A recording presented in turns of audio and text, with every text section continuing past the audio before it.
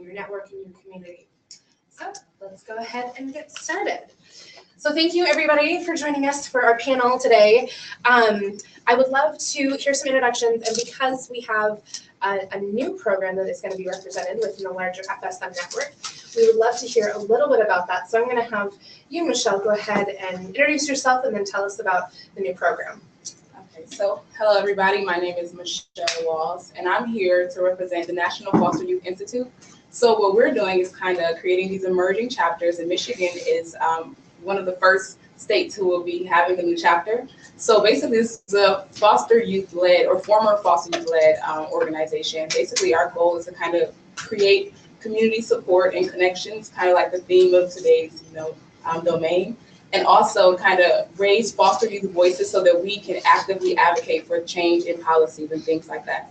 So NFYI is most known for the annual Congressional Foster Youth Shadow Day program, in which youth go to DC and are able to shadow their district's congressmen and share their voice and their stories to influence policy. So we're planning to bring that here and kind of spread throughout Michigan and do the same thing here in hopes of creating different projects and again, the community support. So what I would like for you guys to do, if you could, I passed out a small little paper, if you could share your information if you're interested in learning more about the program, and also something you think that we would be really great at addressing while we're here creating this chapter.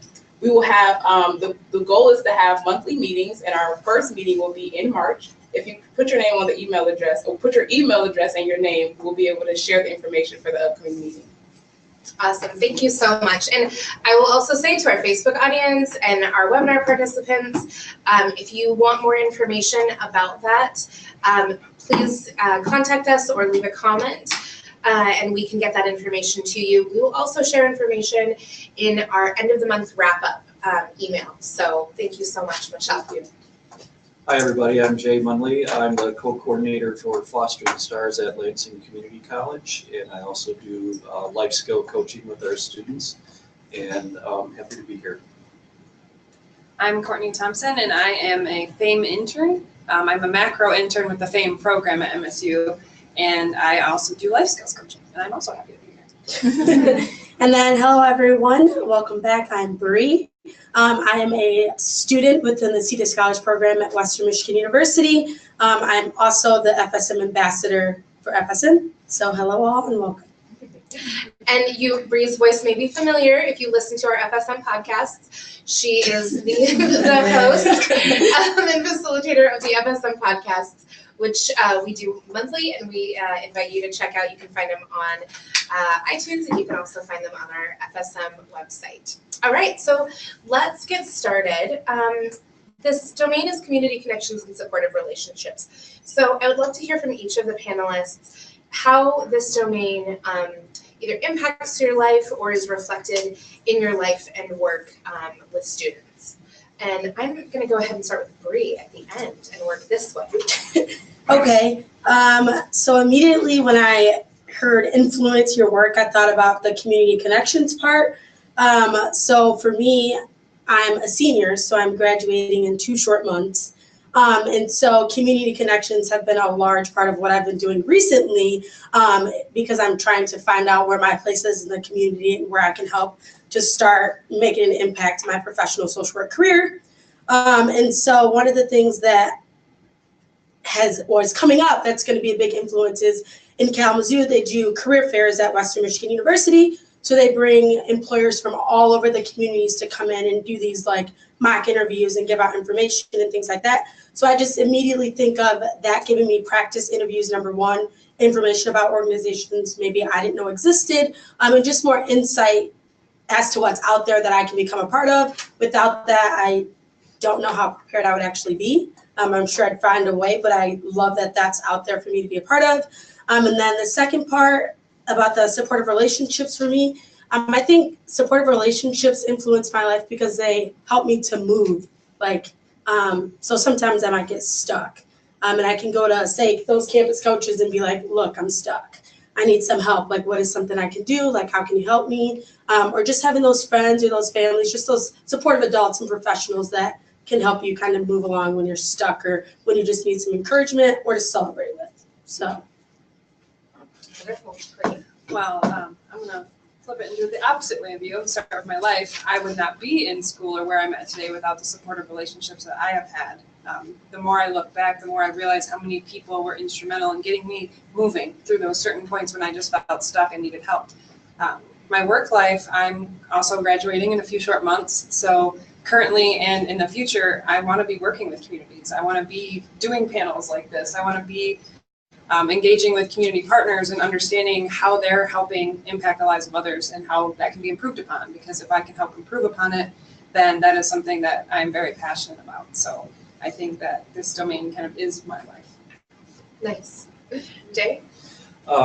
So I think coming from a community college, we have some unique challenges that I think four-year universities don't have. And one of the things that I think is really a gift for the four-year universities is being able to have housing and meals and that kind of camaraderie on campus. And because we don't have that, our students tend to come and go quickly. They're going to come to class and they're going to go to work, or they're going to go home. And so it's pretty transient that way. And one of the things we know is the more they're engaged at the college, the higher their success rate is going to be. And so one of the things my co-coordinator and life coach Kayla and I are starting to do is really try to push our students, not push, encourage our students to apply for campus jobs. And that is for a number of reasons. One, it's going to put them on campus for an extended period of time. It's going to give them a job that will definitely work around their class schedule. And the other thing is to encourage them while they're there to start networking. That's one of the things I keep telling my students is when you have the opportunity to be here, you're going to meet new supervisors. You're going to learn things from other staff members. Get to know them and see what can maybe happen as far as a relationship with the folks that are already on campus. And so that's one of the things we're doing. The other thing I think that's important is to look for opportunities for our students to job shadow, to really try to see what some of these occupations are like. And again, they meet new people. And again, that could be a networking opportunity within the field that they hope to actually be a part of. So the other thing is I also try to encourage them to take part in any student activity. So oftentimes I'll walk them down to our student life office and just say, will you talk to them a little bit about some of the opportunities here on campus to join, to be part of something. So again, the idea is the more that they start to feel like the campus is their home, a place where they should be, I think that success rate just starts to skyrocket. Thank you. Michelle? So I say this domain influences my life and work. I say it's definitely important in the work aspect in developing specifically social and cultural capital. So it has to do with, like you were saying, networking and things like that. You know, by having those different community connections, you're able to just practice and have different experiences where you're able to learn what you're in your profession or whatever area you're trying to go into in life, how, you know, things are done there and how you should, you know, go about certain pathways. And just in life in general, you know, I think support it has to do with kind of motivating you. All of us are down sometimes. All of us may have moments where we're discouraged. So if you have the right support, those people can kind of be a rock to keep you strong until you get back to where you need to be. Awesome. I really appreciate how, Michelle, you named it social capital, and each of you spoke to it. The importance of social capital, both personally and professionally, and how, Jay, I appreciate how you kind of played that out into how does that relate to long-term success academically and then into career. And I think that that's something we talk about a lot, and we know from our young people that have experienced foster care, often that social capital piece is missing just due to the multiple moves, the disruptions that they've had. And so in this college time is a really great opportunity to kind of maximize the folks around you.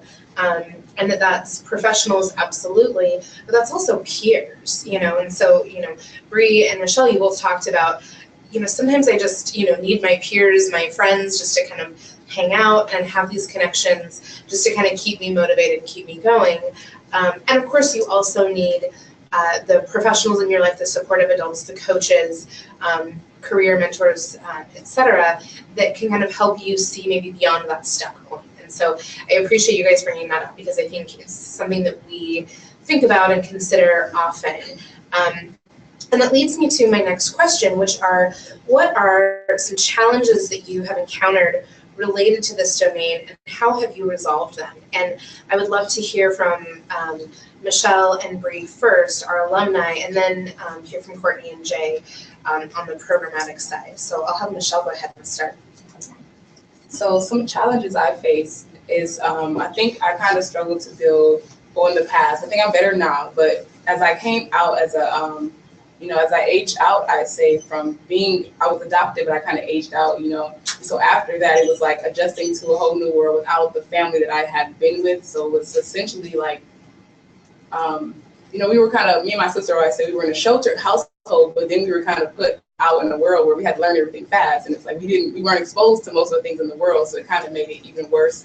And so just kind of challenging to go and figure out who I could learn things from, and I think I resolved them by just being courageous, and I'm not really afraid to, talk to people, and sometimes it's a bit unconventional, but from doing that, I've been able to build certain relationships, and the people who will be there for you will kind of just, it'll kind of just show up, and you'll be able to form the appropriate mentors. And it's okay to have certain boundaries with relationships, but some people are not afraid to kind of see that, oh, you're lacking this in your life. I'm willing to be here to talk to you on the phone at, a time that a certain professor or someone may not do, or if just random needs that kind of parents fulfill for most youth. I've had like professors who are willing to do that, and I've only found them by just going around asking, like different opportunities that would grow our relationship.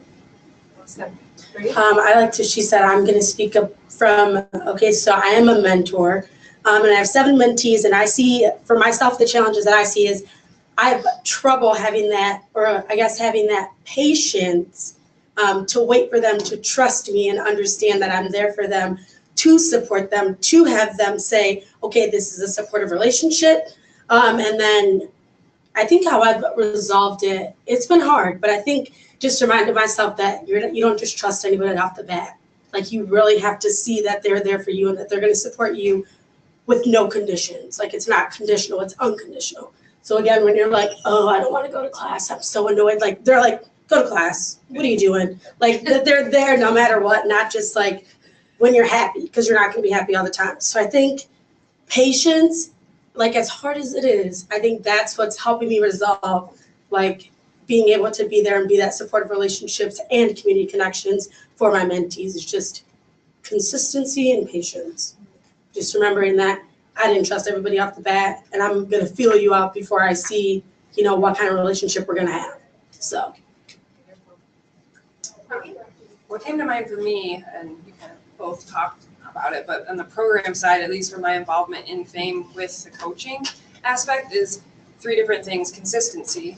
A lot of our coaches are interns. They're only there for the year. And so you have these people who come into your life, you start to trust them, and it takes time to build that relationship, and then they're gone. They graduate, they move on, they have a new internship the next year. So I think that turnover and lack of consistency can be an issue, which is something that we try to address. And we're always very honest and open about, we're probably only going to be here for the year, but we're here for you for this year. So, let us know how we can help. And also just understanding that the students that come in are starting off at different points. Some may be more willing to trust. Others may be more motivated in your eyes to get things done, whereas somebody else might start, with a little bit more lack of knowledge, or they just don't have that experience at because they never had that opportunity. So I think just understanding that consistency is important, listening, understanding, and being willing to meet them where they're at. Jay, how about you? So I just want to pretty much echo both of those sentiments. For us, again, as a community college, our students might be there one semester and then gone a semester and then back a semester.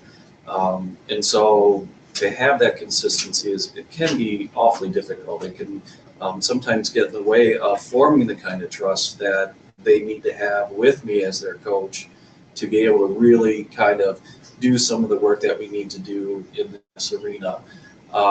But I think the thing that I've been noticing a lot while I'm writing my notes from encounters with my students is the idea of advocating for yourself. I seem to be doing a lot of that with them, trying to get them to reach out to an instructor or go a little bit out of their comfort zone to maybe do some of these relationship building opportunities, because sometimes it's very difficult for some of our students to really get out of that comfort zone. So that's kind of one of the things that, again, I think comes with time and trust and, again, consistency. So I love everything that you guys said. And the words that I pulled out were, you have to be courageous. And I think that is something for those of us who are professionals and supportive adults to just really be mindful that for our students, it takes a whole lot of courage to step out and try to establish relationships with new folks, and that there's going to be a whole lot of questions.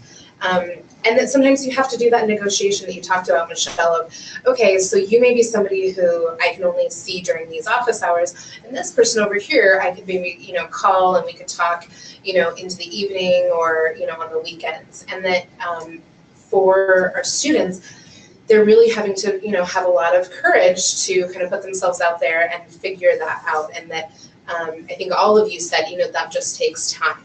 So I'm just sort of underscoring it takes a lot of time to build these relationships, especially when you're entering into a space, whether it's college or it's the workforce or it's a mix of both, that may just be really unfamiliar to your life before, or you may not have a lot of people who can help kind of guidepost that. I mean, we know for our students who are at places where there's campus support programs, coaches do a wonderful job kind of guideposting, but even with that, the two of you speak to some of those challenges of, needing to be that consistent person to model for your students, and understanding that every student is starting at a different point, and I think to your point, Jay, advocacy is such an important skill to build, but it is also a skill that takes time to build.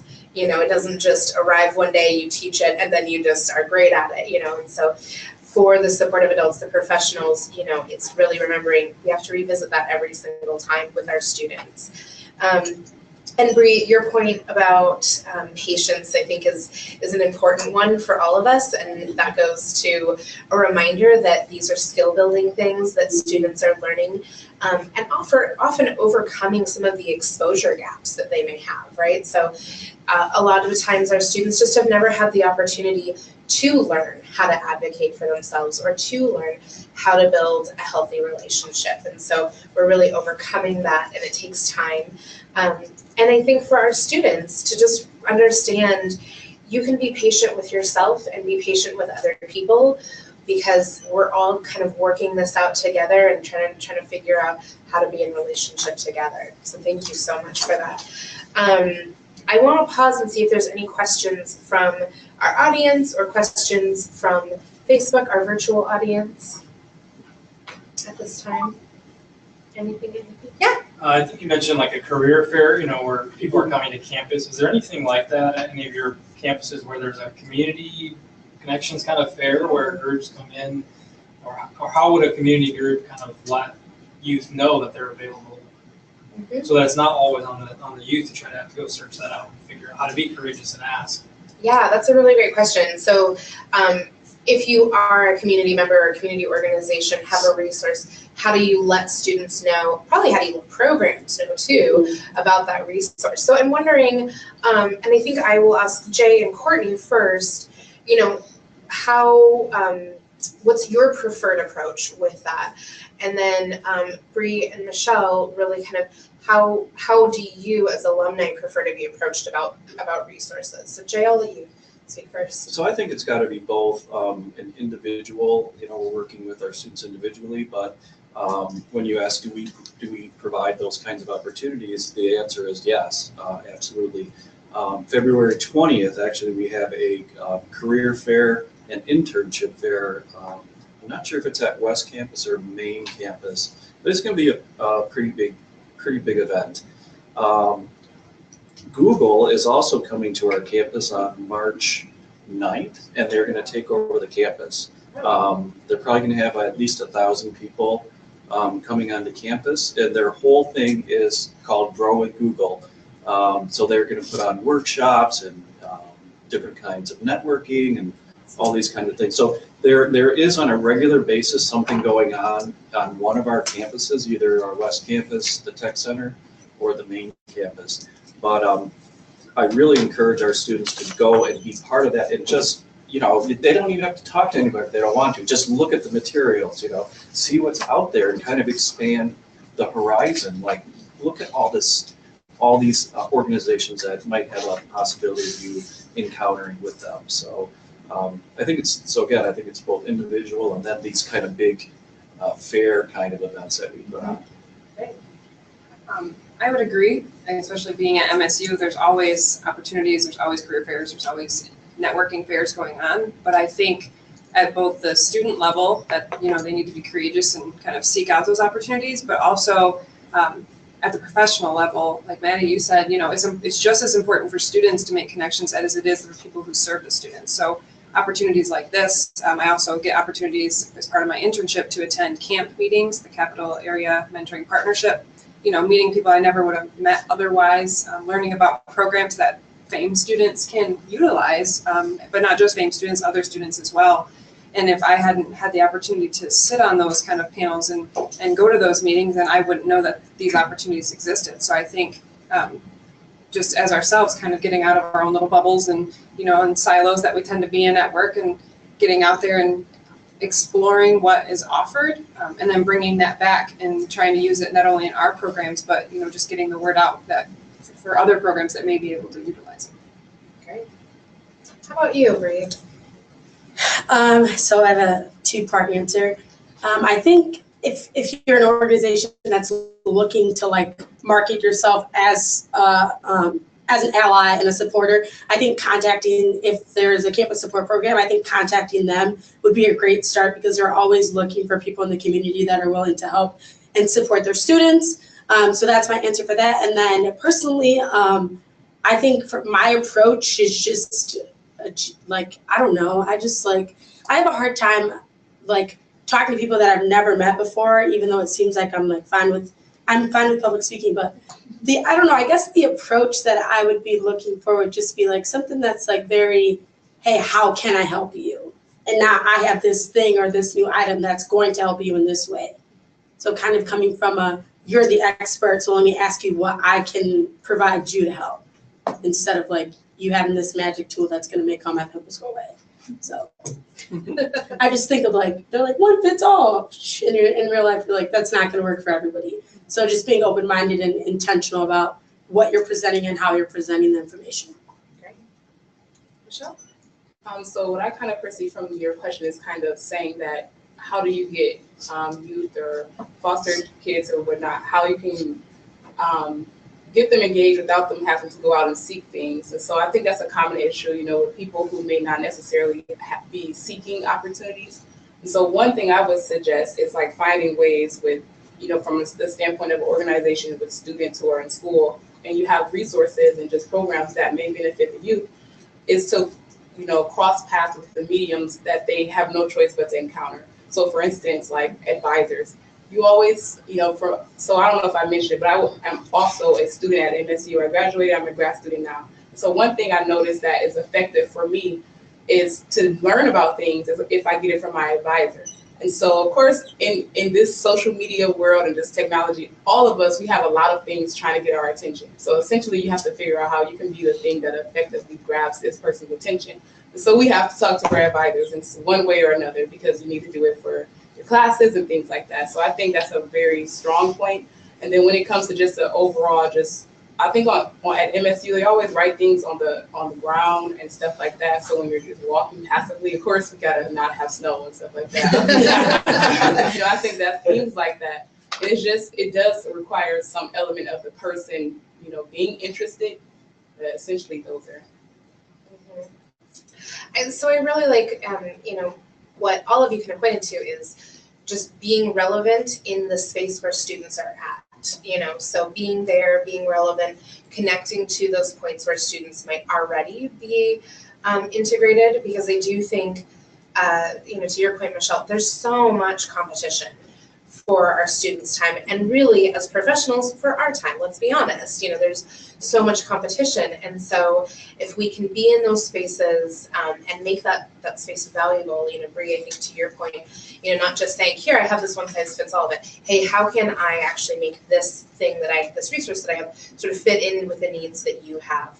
I think that's really helpful, and I would always say, you know, to your point, as a, you know, community resource, don't underestimate or assume that you know, programs know about you, that resource people know about you.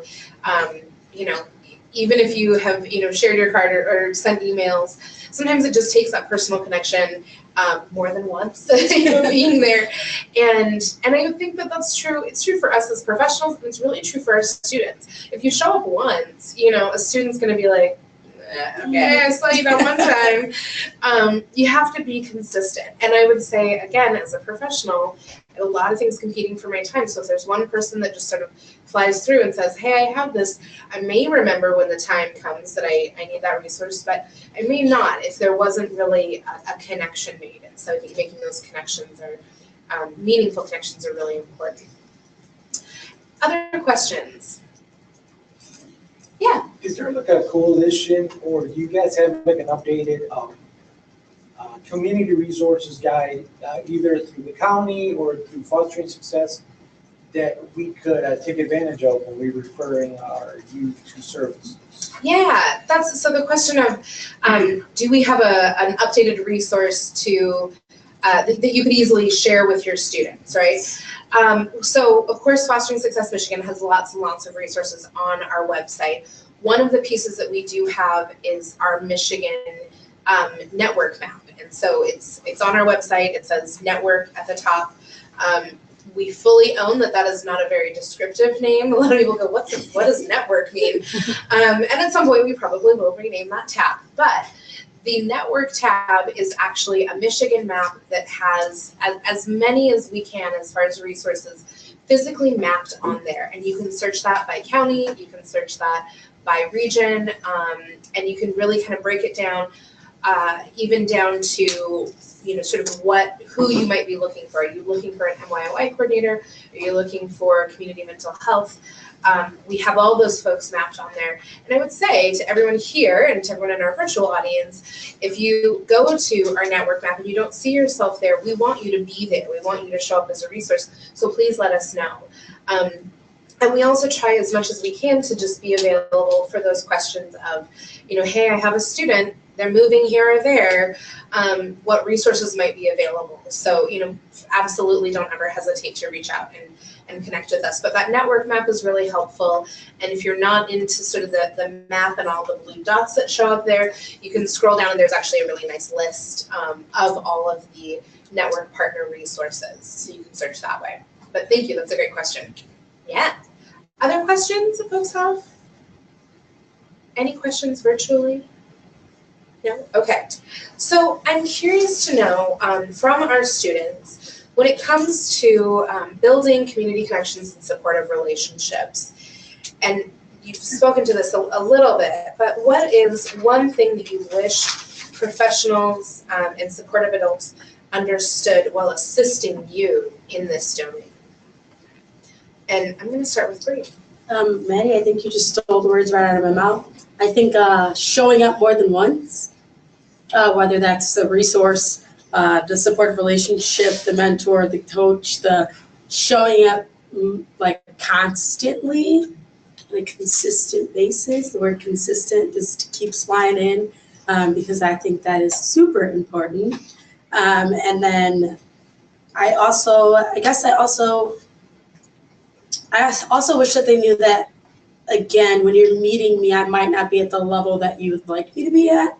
So like just like checking at like comfortability with this or where I'm at so that you can help me from that and not from where you expect me to be or where you assume that I am. So just like being intentional about checking and meeting them where they are. Michelle, how about you? I wish professionals and supporters knew. I think that the little things count. You know, going into what you're saying about seeing them more than once and things like that.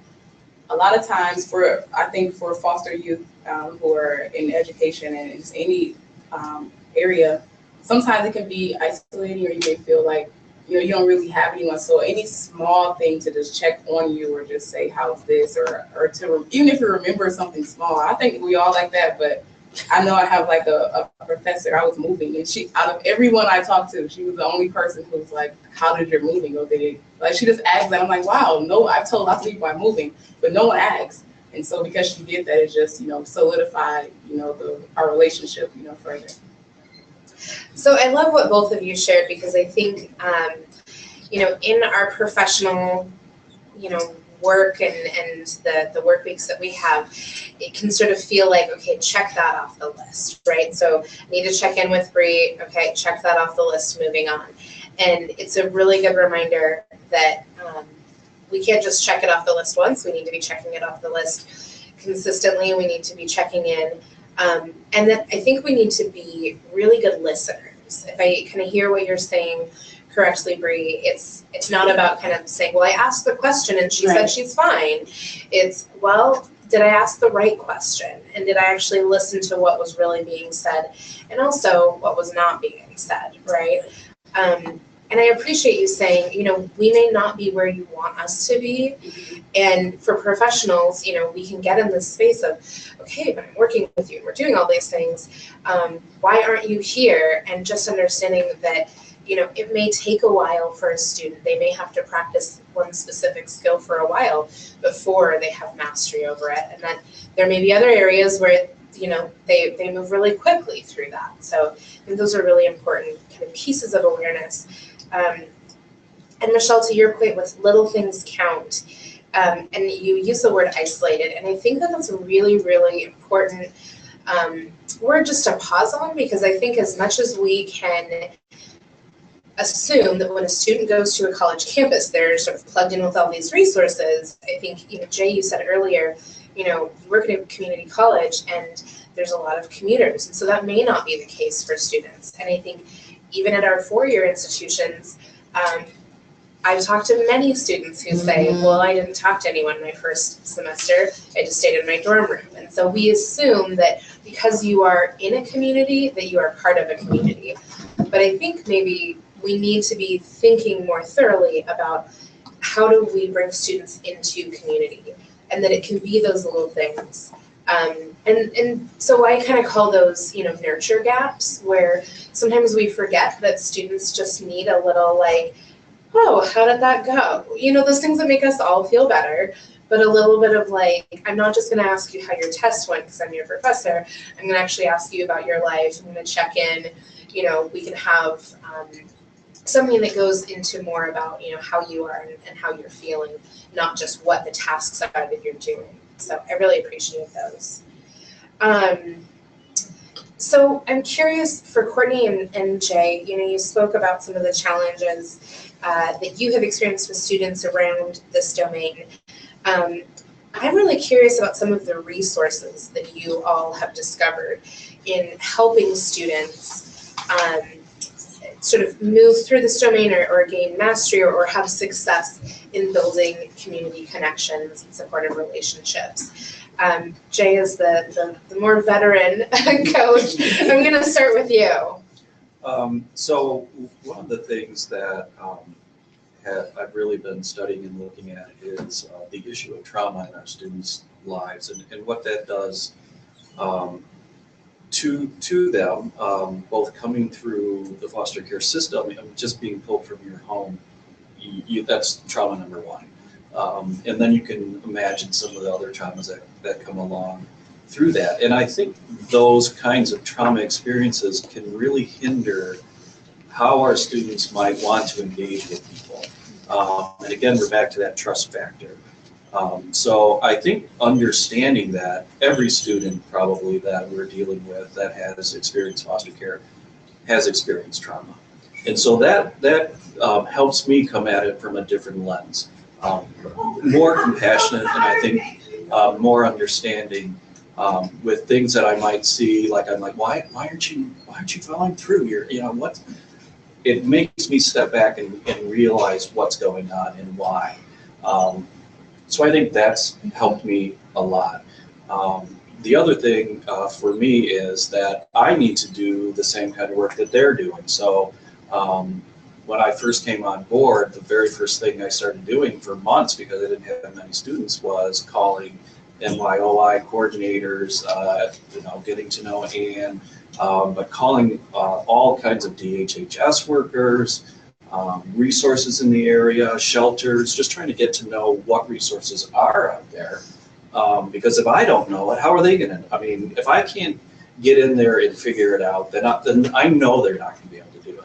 And housing is like one of the biggies around here, where it's very complicated to try to get help for a student because there's not a lot of funding for this age group. You either have to be like a young mother or a family. I mean, that's where most of the funding is. And so trying to navigate the resources myself so that I can help them navigate the resources. And not just saying, here's a phone number, give that a call. Yeah. That's never gonna work. So it's here we are, you're here, I'm here, here's the phone number, now let's make a call.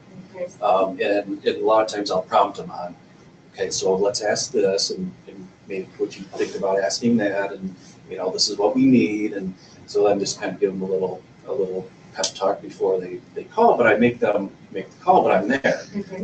So I just think that has really helped as far as moving the bar from this is what I need to then saying, well, then let's see what we can do to fill that together. And so I think that does a lot of what we've been talking about too. Yeah, absolutely. Thank you for that, for sure. Yeah. Well, I would say I absolutely agree with what you said. One of the things I had written down was, we always tell students, do this, but, depending on their experience, they might not know how to do that, or they might not be comfortable doing that. And sometimes we're not even comfortable doing that. So how can we ask that of somebody else? But since you already addressed that, I think outside of just, my own experience, with the FAME program, and I've had the opportunity to go to MYOI meetings as well. And, just knowing that these things exist, that's an asset in itself. But I think the students are really the biggest asset I've encountered.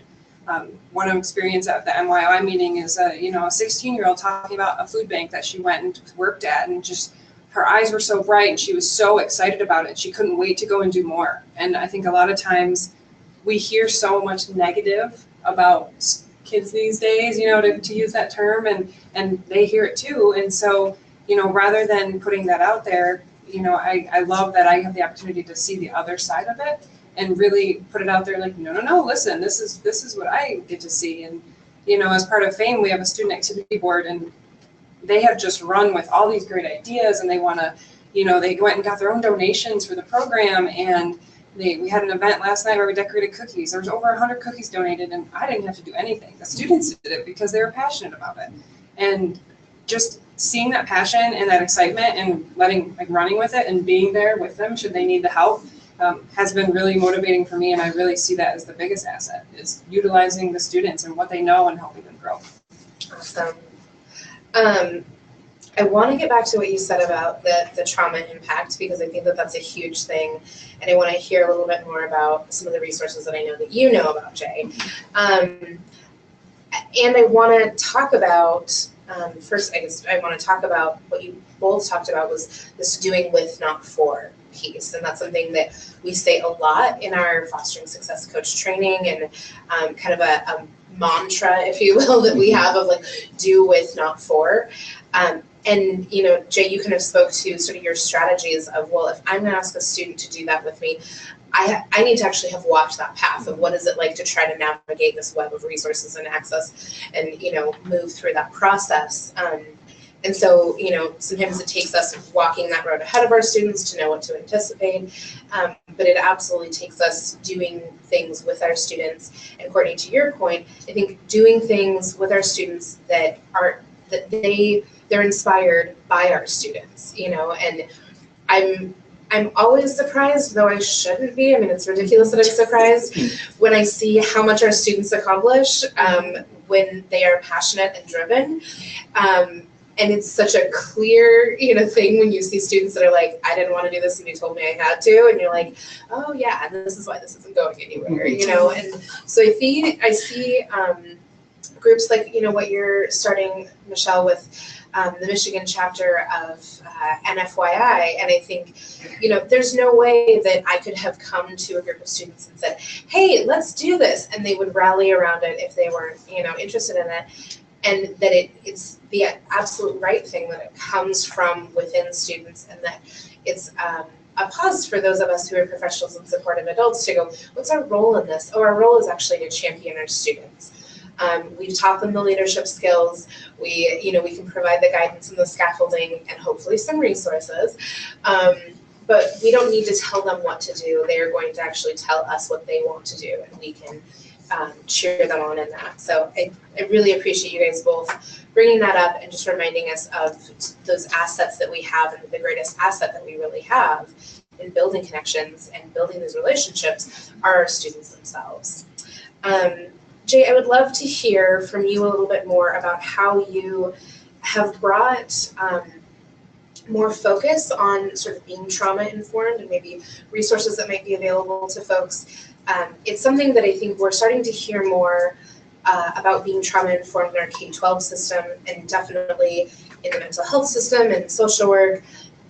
Trauma informed is something that we work from, but it's something that I don't see show up a whole lot in the post-secondary side.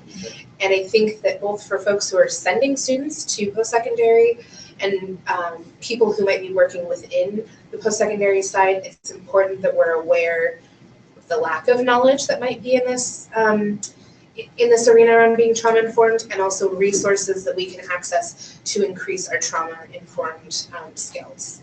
So I originally got very interested in the trauma work by asking the question of myself regarding my students: why isn't there a follow through? Why am I seeing this kind of behavior when I can't quite really account for it, even as a counselor? So as a licensed counselor, I was like, I should be a little bit better at understanding this. And so what we decided to do was I decided to get certified in childhood trauma, knowing that, again, a lot of our students were probably going through that trauma as children through the foster care system, and realizing now I'm seeing some of the byproduct of that on the other side as they're a little older.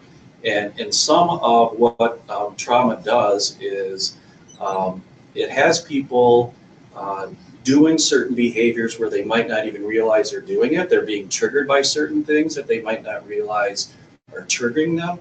And so what could look like maybe just a bad kid or crazy behavior really is a trauma response to something that has probably happened in their life. Now, as far as like movements, one of the movements I'm involved in now is called the ACEs Initiative.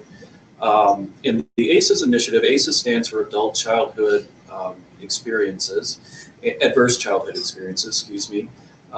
And what they have found through 20, almost 30 years of research is they have a list of 10 different adverse experiences, and the more ACEs, the more ACE scores you have, the more traumas that you actually start to check off, there are certain likelihoods of behaviors or disease or early death that will happen because of that. So one of the things that I'm doing is I became trained as a master trainer, and is to try to help LCC become trauma informed. And my goal is to try to drive some of that information towards the faculty, because I want them to understand some of what they're seeing is not bad classroom behavior. It might be trauma behavior. And that, I think, softens us as a community. That, I think, gives us a little more understanding. And I think the other side of that is resilience. So, one of the things is, what's one of the assets? To look at the students' resilience, to look at those who we deal with, their resilience, their ability to adapt. What might look like maladaptive behavior to society is actually adaptive behavior for that individual. They actually learn how to survive and adapt to their environment. We want to build on that strength. We want to build on their resiliency. So those are kind of the movements through the trauma pieces that we're starting to understand. And the science now, the brain science, is catching up to some of these ideas that, okay, this really is a society problem. It's a societal problem. It's a problem we have in this country.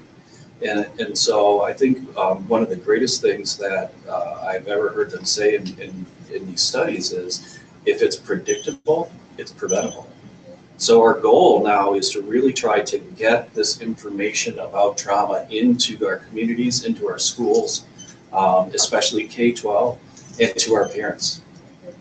Thank you for speaking to that. And part of why I feel like it's particularly relevant is because I think often the trauma triggers come up in relationship, in connection, and young people may be responding to somebody in a way that is that learned behavior because of previous experiences. And so we, as supportive adults and professionals, have to be sort of thinking beyond what's happening in front of me and trying to help the student. Why are they resisting? And really thinking, okay, so where's the origin of this? And I think our work is really, as you all have talked about before, meeting the student where they're at, not expecting a different disposition because we think that they should act that way, and really looking at what's underneath that, what's behind that. And the trauma-informed piece, I think, is very significant. I know that there's lots of information out there about ACEs, and we will share some information with our email wrap-up that will come at the end of the month. I think Resilience, the movie, is another great resource that is being shown in many communities. I encourage you all to find that, to access that. But I think it's also about having the conversation, like you said, Jay. For you, it started with, why is this not connecting? Why am I not able to connect with this student in this way? And so that's a place that we can all do, even without, going to a movie or meeting with people or having a discussion. We can all sort of reflect on what might be happening.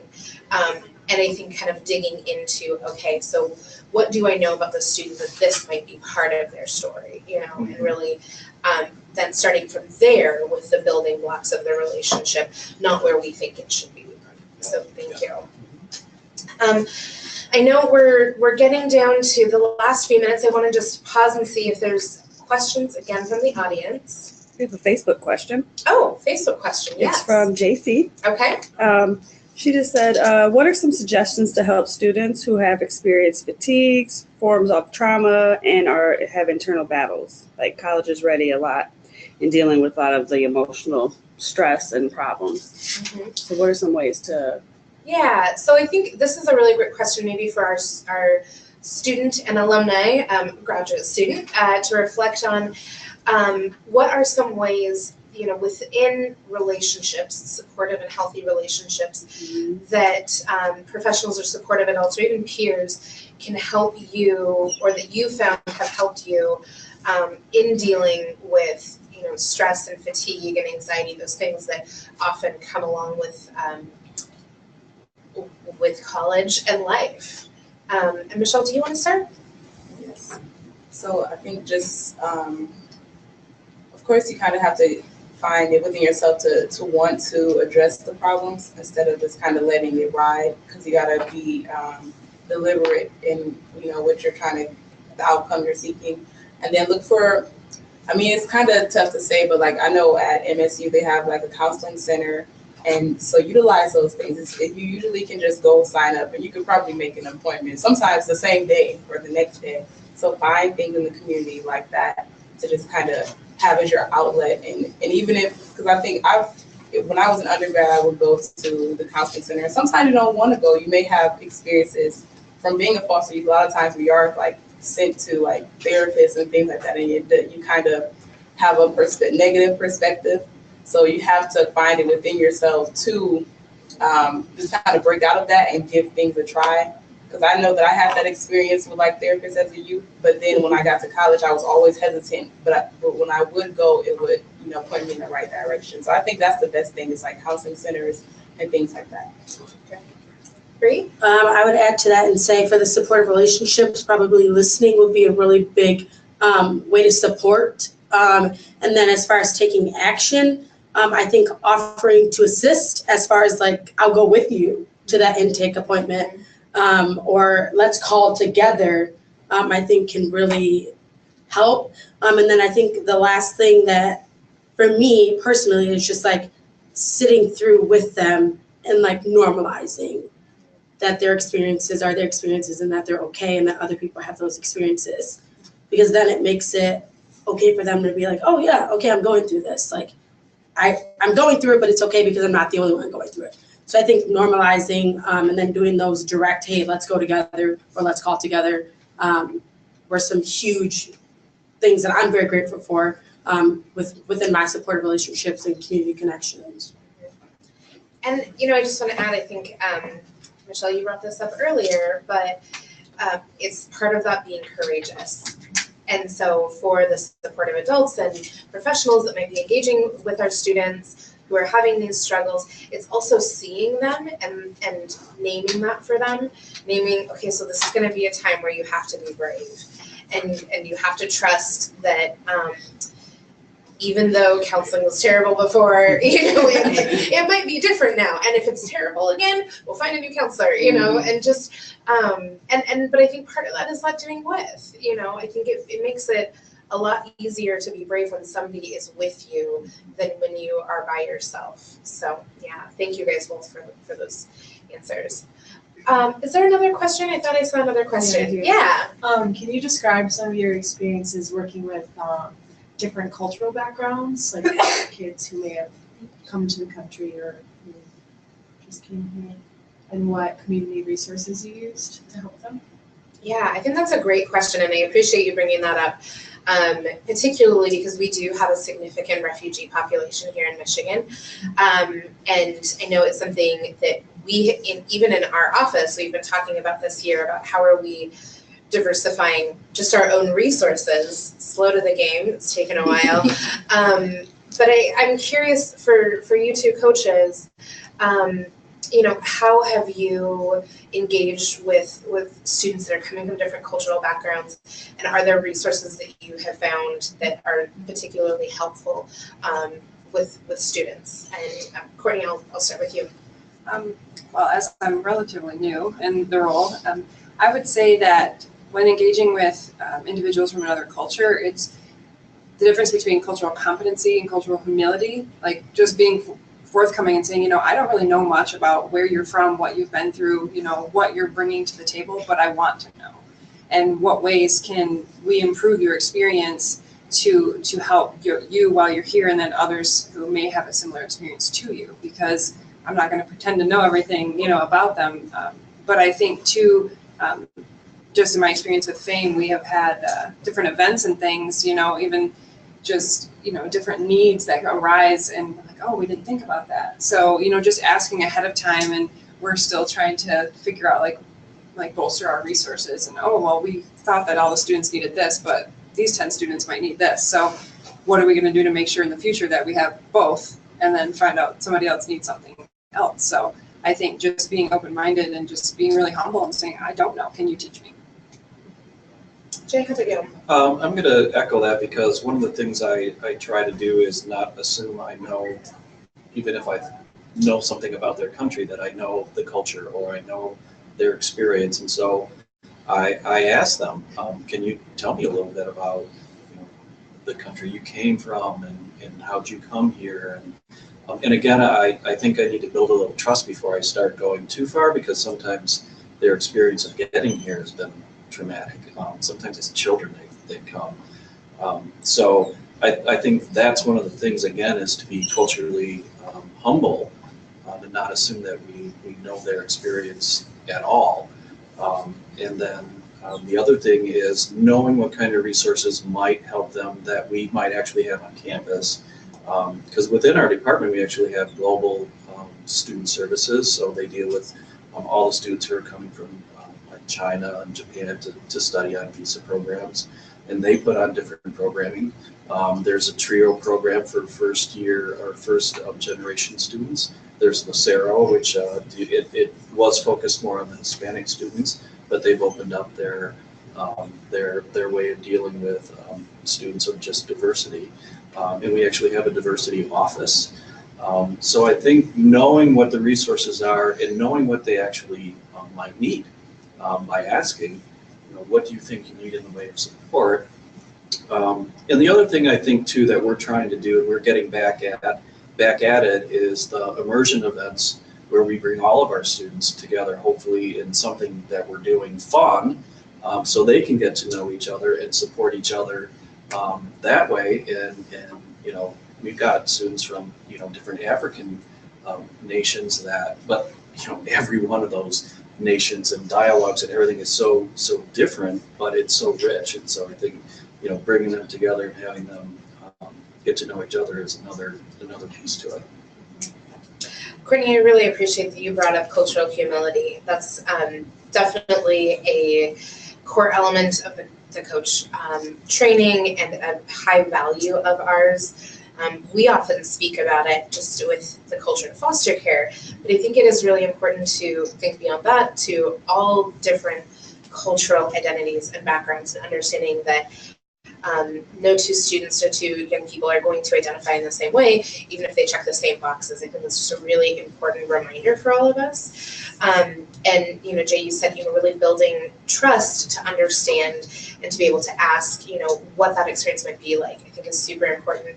I also appreciate that you spoke to the resources that are available on post-secondary campuses. And sometimes we can get so kind of plugged into sort of one side of things that we forget, hey, we're on this campus, or we may have access within the community to a whole variety of programs and professionals and supportive adults. There's professors on our campuses from all over the world. And this may actually be an opportunity to engage them, educating yourself and providing a resource for another student. And it goes back to really extending that professional network so that can be extended to your students, and really diversifying them so that you have even more understanding of the diversity of student experience. So great question, thank you. We are just a little bit over time, but I do want to ask one more question. I'm gonna push it, always I do. So I like to kind of always ask the magic wand question, but I think that for this domain, it's particularly important for us to think about what could be and not just what is, right? And so my question for you all is, if you could wave a magic wand, what would be one, and I know you're like, I could list a whole bunch of them, but what would be one community connection that you would like to have right now, whether it's for yourself or your students, that you think would make a significant difference? And really a significant difference in their personal and professional success. That's a big question. And again, if somebody asked me, I would say, can I have 10? But maybe just one, and you could say maybe a little bit about why. But I think it's something for us to consider as we are in the work of building and identifying resources. We need to know maybe who's missing from this work. So does anybody feel ready to start?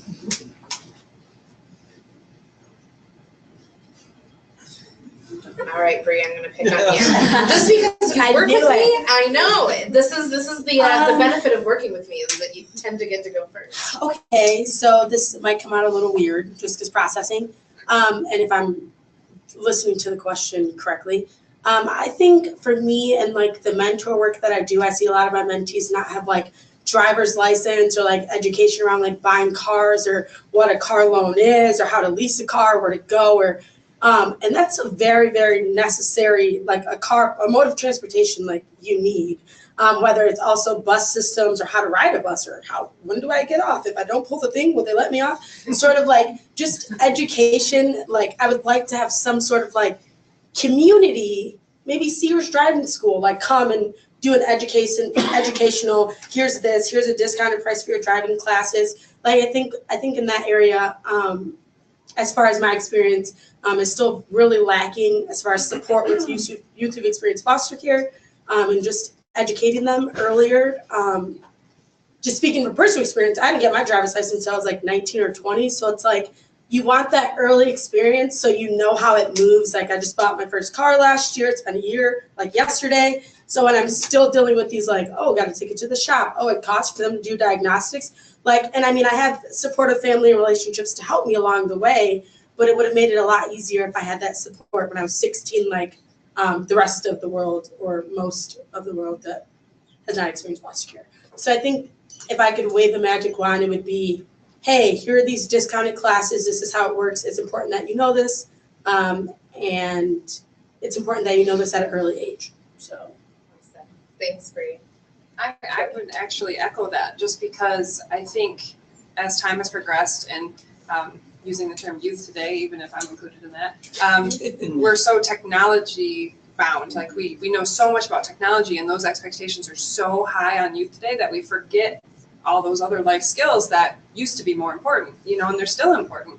But knowing how to do laundry, all those things that they might not get the opportunity to experience, why not have classes or different, volunteer opportunities for people to go in and show students and people how to do those things.